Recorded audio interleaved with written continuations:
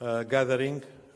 I'm ready to address any kind of question, being in Arabic, being in English, being in Spanish. This is really the languages that I manage. Yeah, you can. Huh? English and Turkish. Okay, so for the Arabic language, it's only exclusive to them in this case. Okay, so who wants to start? Ireland. Thank you, Minister. Ireland's been very supportive of the Palestinian people, demanding an immediate ceasefire in Gaza. But to the larger question, what can Ireland do to agitate for a two-state solution actually being implemented by the only people? Ireland has been very supportive of the Palestinian people. We've agitated for an immediate ceasefire. What can Ireland and countries across Europe do to move Israel to finally adopt a two-state solution, which Benjamin Netanyahu said he's entirely opposed to, but which we believe is essential to peace and stability in the region? If Ireland and the rest of the countries in Europe, the like-minded countries, will wait for Netanyahu to take the decision to come forward and to accept, adopt, and implement the two-state solution, then I believe that's not going to happen in our life, not in the life of our grandchildren.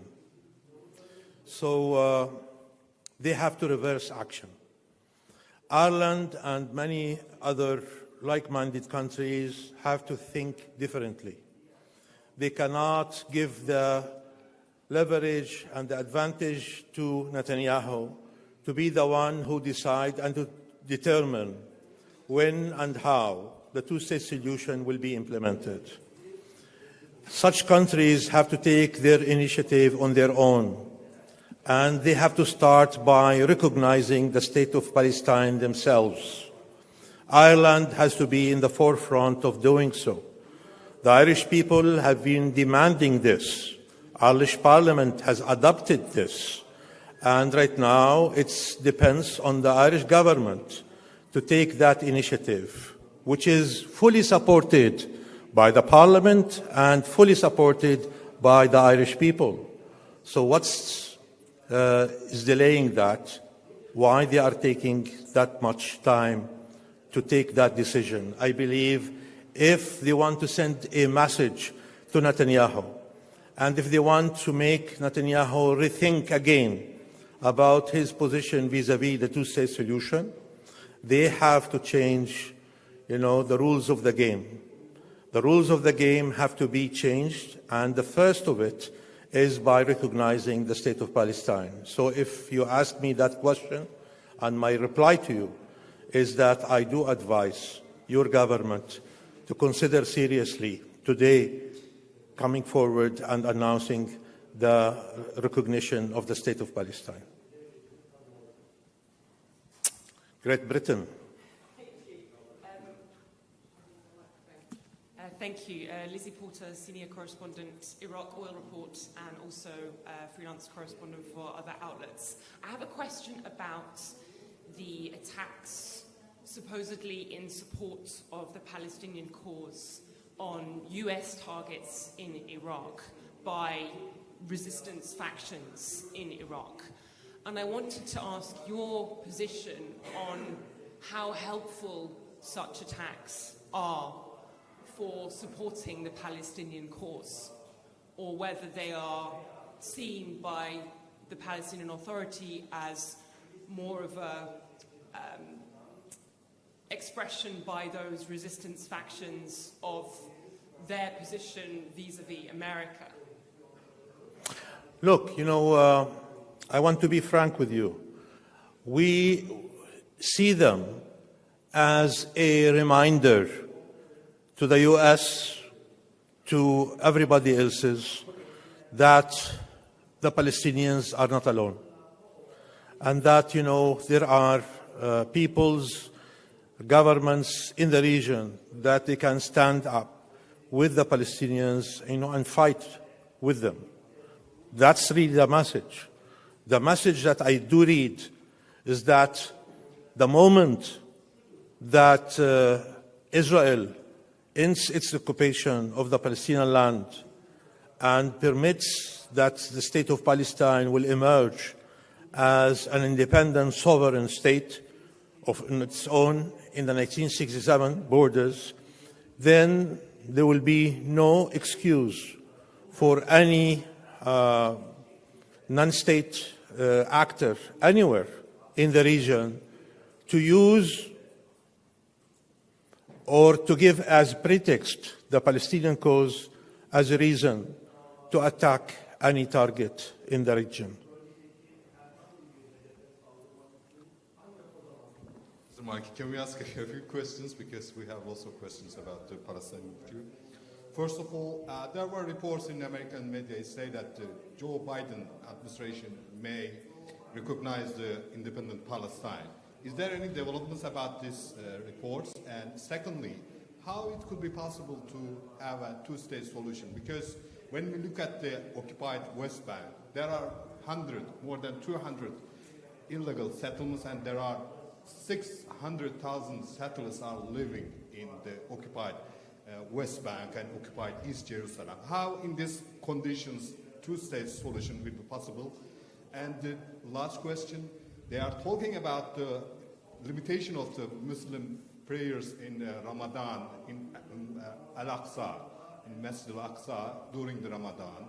How it could, the tension is very high in West Bank, in Gaza, and how it could change the situation in the region, in the Palestinian land. Thank you. So these are three questions. Well,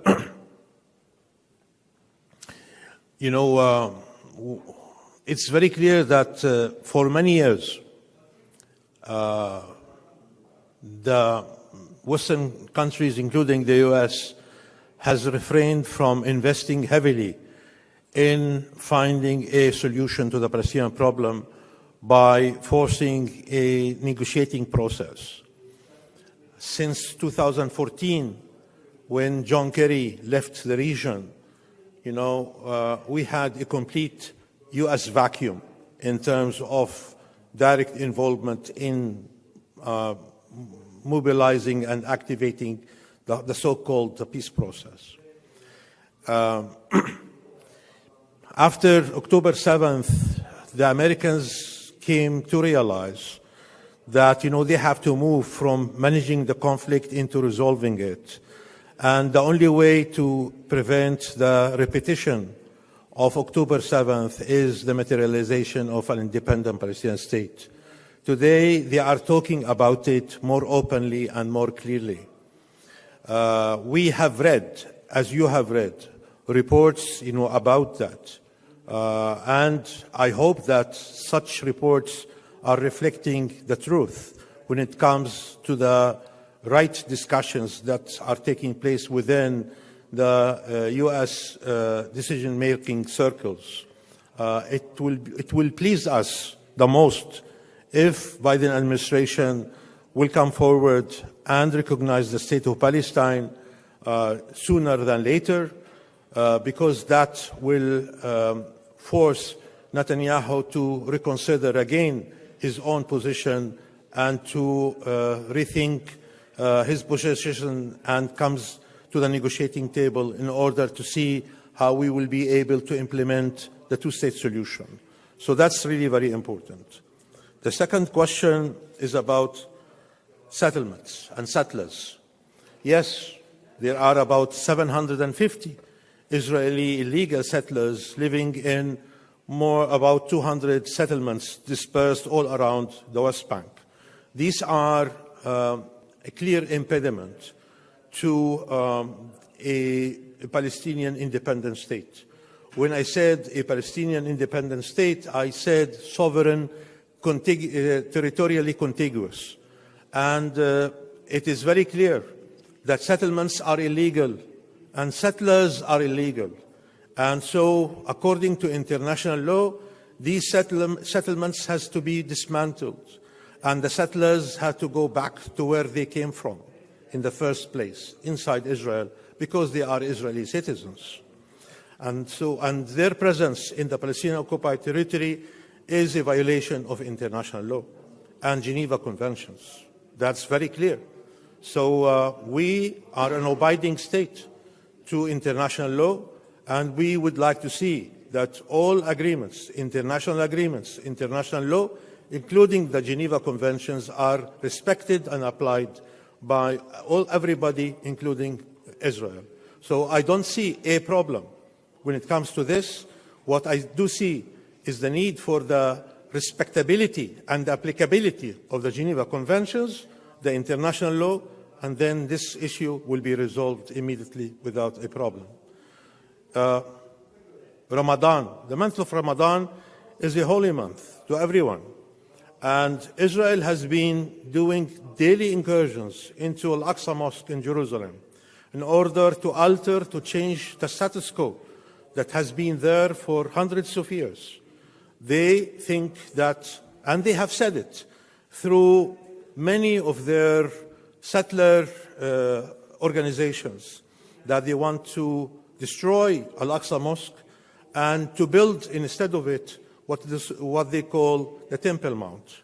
And all their intentions on a daily basis is to create a new reality on the ground, that place is not an exclusive Muslim place for prayer, but also a place where Jews can come and can pray. The moment that we break that point, that it's an exclusive Muslim place, then, of course, things could roll on and on. And that's why it's so dangerous, the fact that Israel wants to alter the status quo.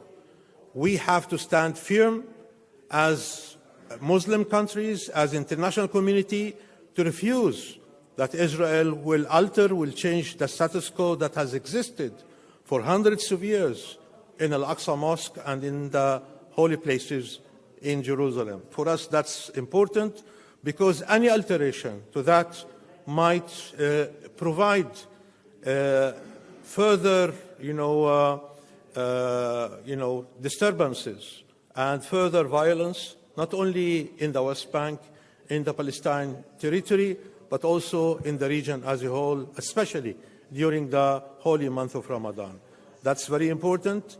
If Israel wants to proceed with that matter, then there is an indication that what they are looking for is their disturbances, what they are looking for is violence, and this is exactly their objective and their aim. We have to make sure that we are not going to succumb to their willing, and we have to make sure that we will maintain security, order, tranquility, peace in the region, and not to fall in their trap.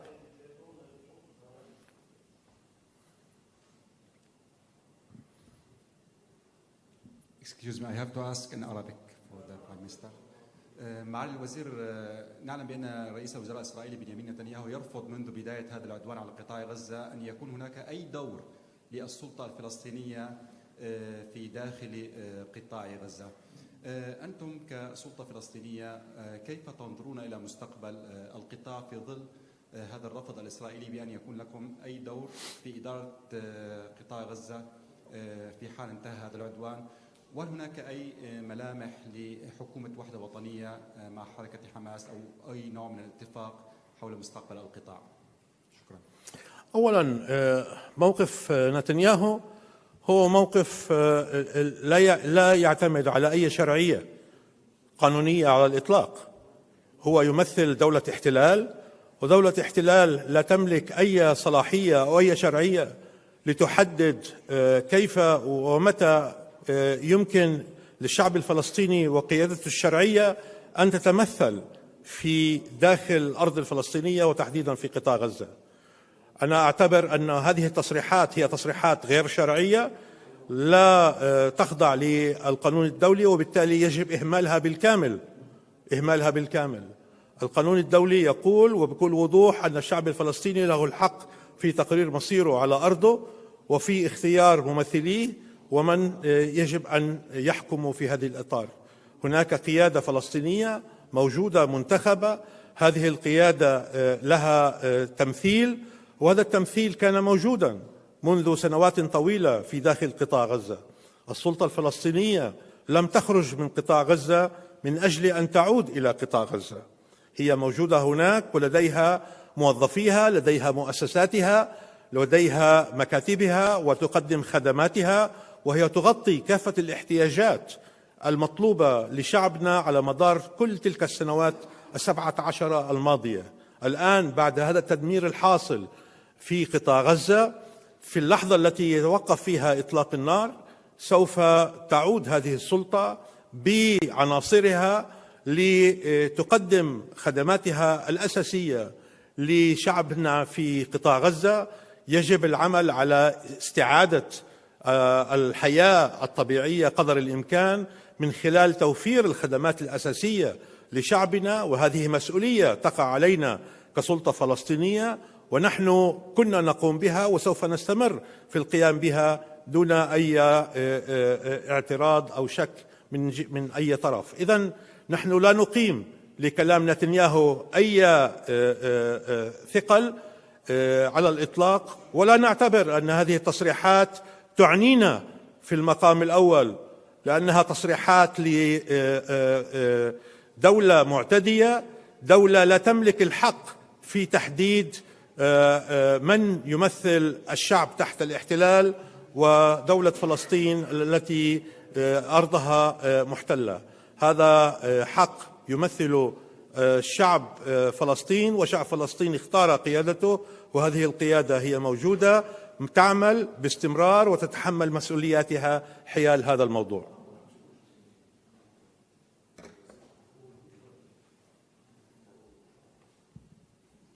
Mr. Foreign Minister, how do you evaluate Turkey's efforts for establishing peace in the region, especially regarding the guarantor role? How you evaluate? Turkey's effort for establishing peace in the region. Well, Turkey has been working very closely, with Palestine and the Palestinian people, showing solidarity and support to Palestine over the years. The historic ties that, bring Turkey to Palestine, Palestine to Turkey, and also the responsibility towards what's happening, in Palestine, religious, traditional, political ties makes Turkey on the forefront, providing all type of support to Palestine. President Erdogan and President Abbas have been always in contact, and in 2 days' time, President Abbas, the President of the State of Palestine, will be visiting Ankara on Tuesday, and there will be a meeting between the two presidents, a reflection of the continuous consultation and discussion between the two leaders, as a reflection of the excellent working relationship that exists between the two countries. We appreciate very much the support that Turkey has provided to the State of Palestine, financially, otherwise, and including right now with the situation emerging, in Gaza. Turkey has been sending humanitarian aid to Gaza, which is appreciated and thanked for, but also Turkey's political position condemning atrocities, crimes, genocide committed by Israel against the Palestinian people in Gaza is a reflection of this steadfastness and support and solidarity commitment of Turkey and the leadership of Turkey towards the cause of Palestine. And we always felt that we can rely on the support of Turkey, when it comes to counting the friends around us who always have been next to us, providing all type of support that Palestine really needs. تفضل.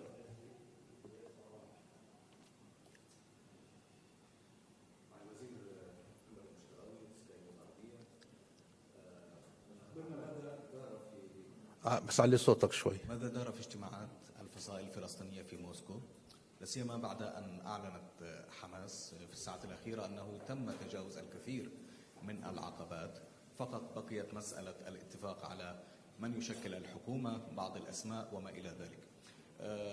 أخبرنا ماذا قطعت هذه المحادثات من شوط نحو رؤية حكومة فلسطينية جديدة من جانب. السؤال الثاني، الكل في غزة وكل المعنيين بأخبار غزة الآن يترقبون أين وصلت محادثات وقف إطلاق النار. أنتم في السلطة الفلسطينية كيف تتوقعون، ما هي رؤيتكم لتوقيت الوصول لهذا الاتفاق؟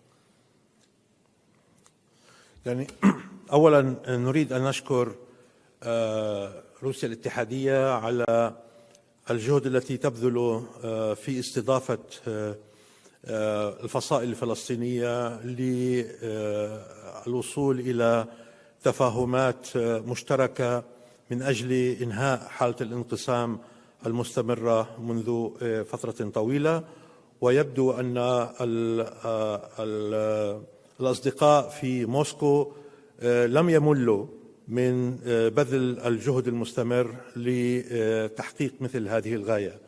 ما تم تحقيقه من وجهة نظرنا في اجتماعات موسكو في غاية الأهمية، وهو ذلل بشكل أساس المشكل الرئيس التي واجهتنا في الاجتماعات موسكو السابقة، التي حالت دون الوصول إلى تفاهم وتوقيع لاتفاق أو بيان مشترك. القضية الأساس والجوهرية التي تم تخطيها وتم اعتمادها وتم تبنيها والعمل عليها، وهي أن الجميع أقر بوحدانية تمثيل منظمة التحرير الفلسطيني للشعب الفلسطيني. هذه قضية في غاية الأهمية، وهذا يعكس مدى انسجام حركة حماس مع هذا الموقف الذي يمثل مجموع الفصائل الفلسطينية والشعب الفلسطيني، ومتى انتماء الجميع لمنظمة التحرير كممثل وحيد وشرعي ومرجعية أساس للكل الفلسطيني في هذا الإطار.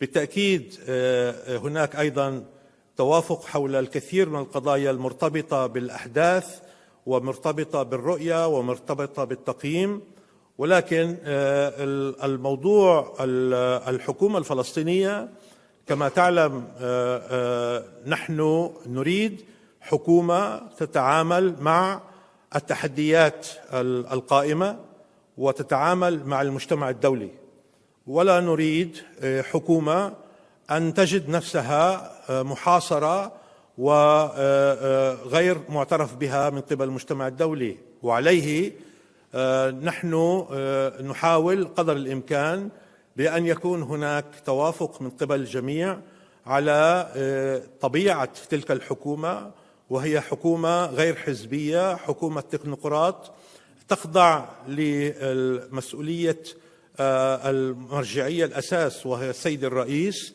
الذي سوف يشكل تلك الحكومة تعود إليه. هذه الحكومة هي حكومة مؤقتة، بمعنى أنها يجب أن تتحمل مسؤولياتها حيال التحديات التي فرضتها الوضع الحالي في قطاع غزة وفي الضفة الغربية لتحضيرا للمرحلة القادمة. وخلال كل تلك الفترة الانتقالية تكون هناك أيضا محادثات متواصلة مستمرة ما بين كل الفرقاء والأشقاء والفصائل المختلفة للوصول إلى تفاهمات أوسع تسمح لنا بعد ذلك بأن يكون هناك انتخابات. تلك الانتخابات سوف تفرز أيضا الأطراف والجهات التي سوف تقود المرحلة اللاحقة للدولة الفلسطينية. إذن نحن لا نرى حتى هذه اللحظة أي اختلافات أو خلافات حيال هذا الموضوع، بل نعتقد أن الظروف هي ظروف مواتية، وهناك انسجام أكبر ما بين الجميع، مسؤولية أعلى، وهذا مقدر من قبل الشعب الفلسطيني، ونأمل أن هذه النتائج سوف تنعكس أيضا إيجابا على وقائع الأمور في الأيام والأسابيع القادمة.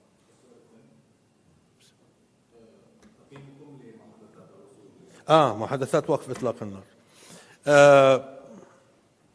كما تعلم دولة فلسطين والسلطة الفلسطينية ليست جزءا مباشرا من تلك المباحثات التي تتم، وهي مباحثات تتم من أجل وقف إطلاق النار، ولكن وقف إطلاق النار أصلا هو مرتبط بإطلاق سراح المحتجزين في غزة، وليس وقف إطلاق النار بمعزل عنه، وإنما إطلاق سراح المحتجزين هو الذي سوف يؤدي إلى وقف إطلاق النار.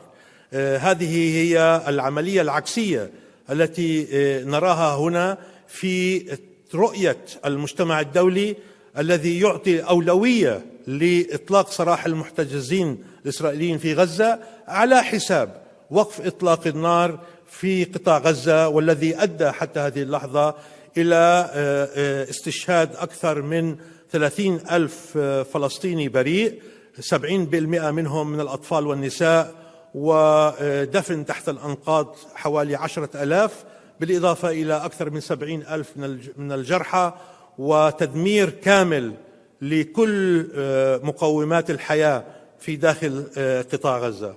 نحن نرى بأن الأولويات اختلفت، ولكن في نهاية المطاف ما نريده هو تحقيق وقف لإطلاق النار، ونحن لازلنا متفائلين حيال هذا الموضوع، رغم أن المعلومات التي تصل وتأتي من إسرائيل تظهر بأن نتنياهو غير معني بالتوصل إلى أي تفاهمات لوقف إطلاق النار أو في إطلاق سراح المحتجزين الإسرائيليين، لأن هذا ليس في صالحه على الإطلاق، وبالتالي هو يؤخر ويعطل ويمنع مشاركة أو سفر الوفد الإسرائيلي إلى أي محادثات لاحقة لاستكمال تلك المحادثات التي بدأت والتي قطعت شوطا كبيرا من أجل الوصول إلى مثل تلك التفاهمات. Please.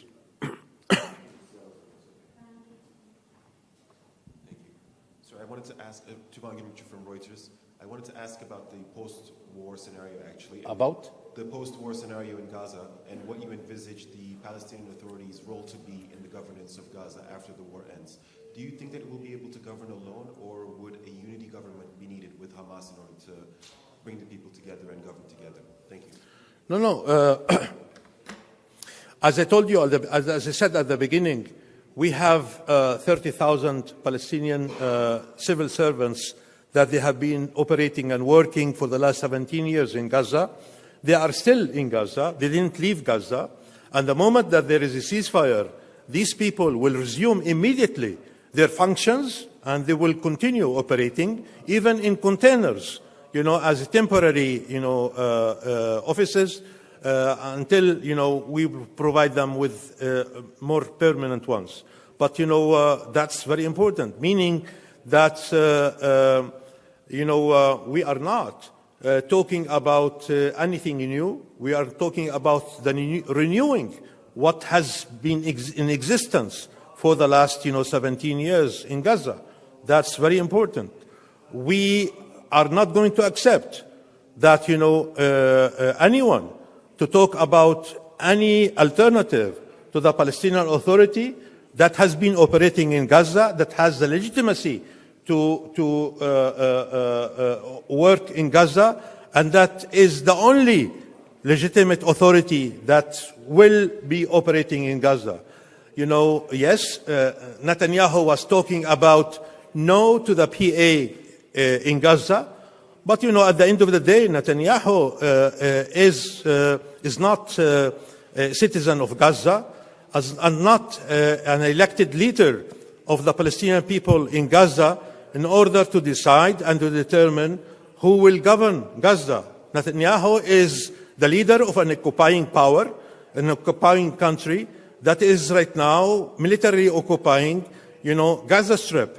So, he says that as an occupier. Now, does he have any legitimacy or credibility or an authority to say that? Absolutely not. He could say whatever he wants, but that does not have any political significance or any political weight when it comes to the implementation of that matter. So, and when he says that, they will create local committees to run this, local committees that they work for whom? For the Israeli occupation forces? Their reference, if they have any problem, to go back to whom? To the Israeli military occupation? Forces in Gaza? That's really tantamount to treason.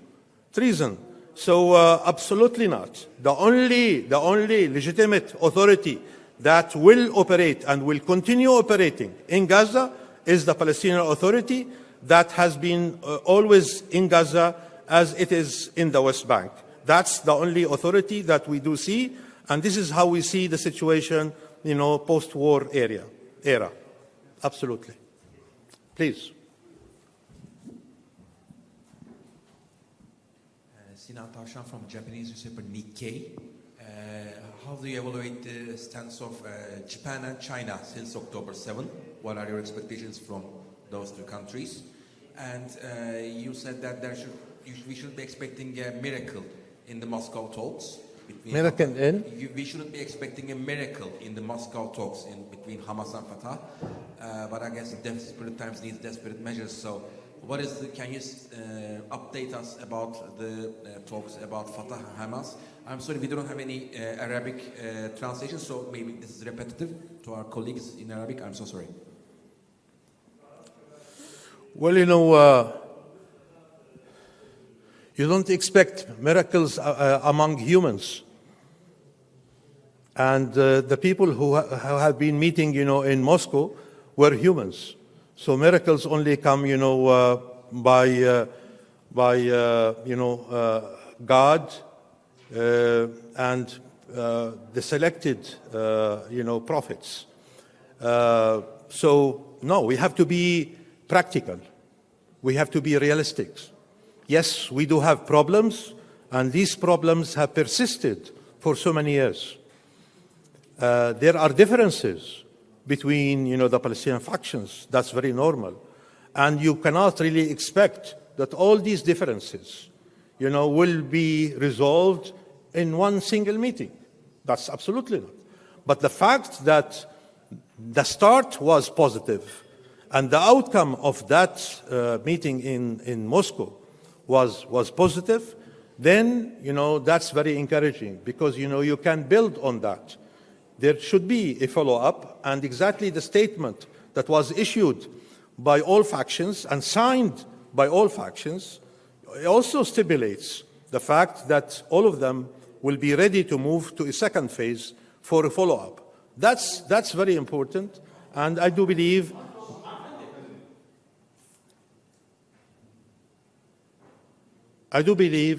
that's really also very encouraging, from that perspective.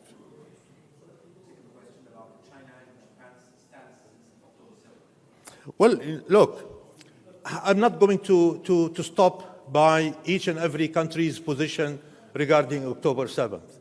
Because, if you read their statement exactly on October 7th and their statement today, you will see huge difference. So that's why I am not really to judge countries based on what they have said immediately as a reaction or under the request of the Israelis, in that regard to October 7th. What really is important today is to read what they say and how they react and what conclusions they have arrived at, today after 147 days of atrocities, crimes, genocide committed by the State of Israel against the innocent civilians, in Gaza. That's, for me, is the way how to answer your question. Minister, a follow-up question. Micheál O'Hurley, Diplomacy in Ireland magazine. Minister, the U.S. seems to have a glaring contradiction in its foreign policy.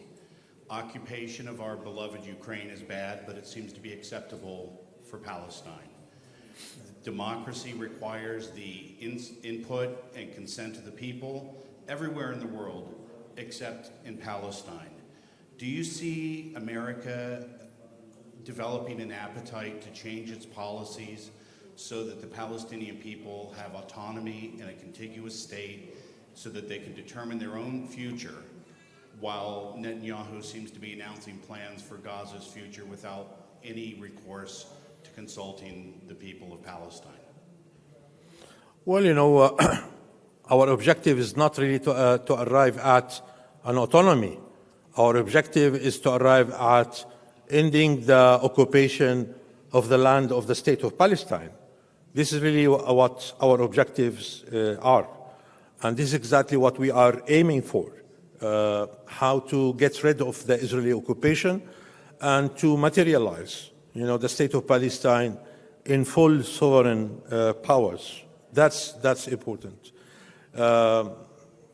So this is really where we are, working hard in order to achieve that.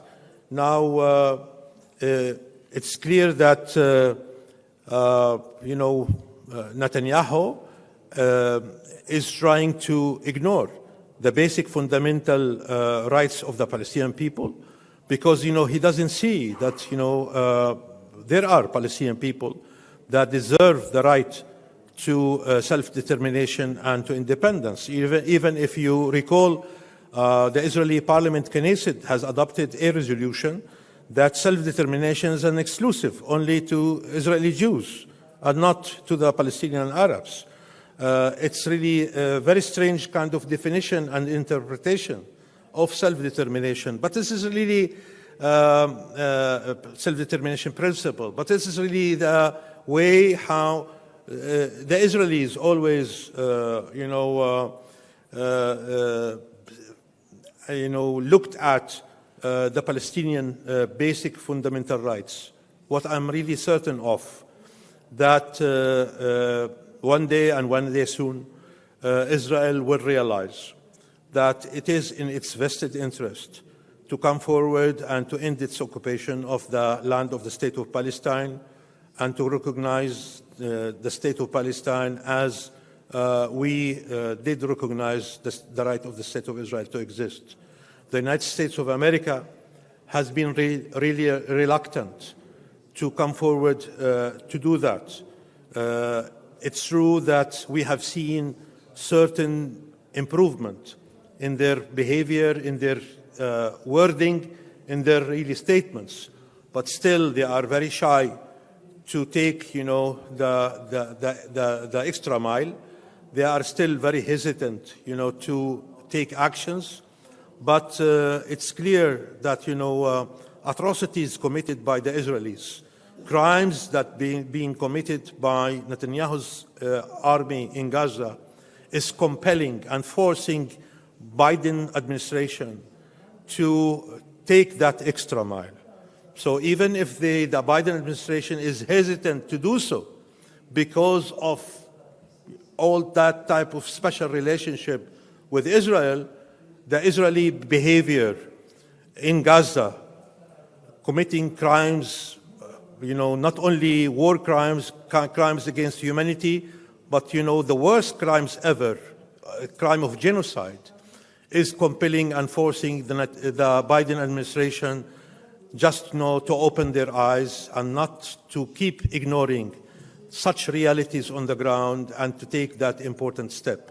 The double standard has been always there, and it's not going to evaporate, suddenly.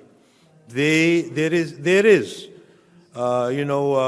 are countries in the West who will maintain that double standard despite the fact that they know that what they do is wrong, that what they do is a contradiction and contrary to international law, but still, I believe they are prisoners of their past, as colonizers who always look as the others from up down, and their behavior, their attitude, how they see is reflected of today in modern politics when they still, interpret it international law differently and differentiates between country and another, in that aggressive manner.